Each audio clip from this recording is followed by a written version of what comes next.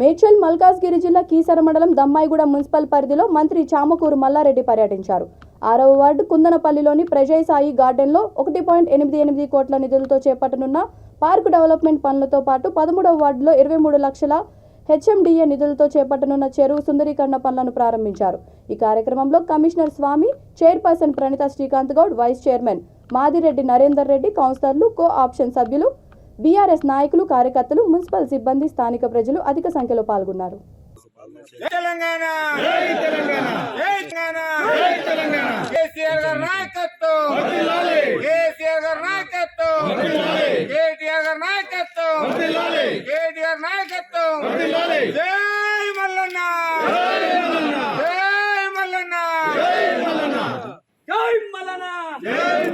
ఒక పార్క్ మాదిరిగా merit tank bund కూడా చేద్దామని కూడా మన హెచ్ఎండిఏకి పెట్టినాము.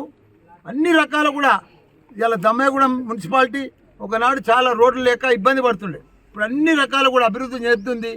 మన చైర్మన్ అమ్మ వీళ్ళందరూ కూడా, మా కౌన్సిలర్లు కూడా ఒక సైనికుల మాదిరిగా పనిచేస్తున్నారు. రాత్రి మగలు కష్టపడి అధికారులు కూడా బాగా పనిచేస్తున్నారు.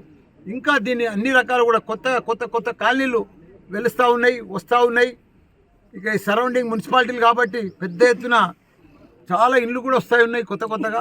వాళ్ళకందరికి కూడా నీటి సదుపాయం కానీ, రోడ్ల సదుపాయం కానీ ఇవన్నీ కూడా కల్పిస్తాము. అన్ని రకాలు కూడా అభివృద్ధి చేస్తామని కూడా మనవి చేస్తున్నాం. జై తెలంగాణ.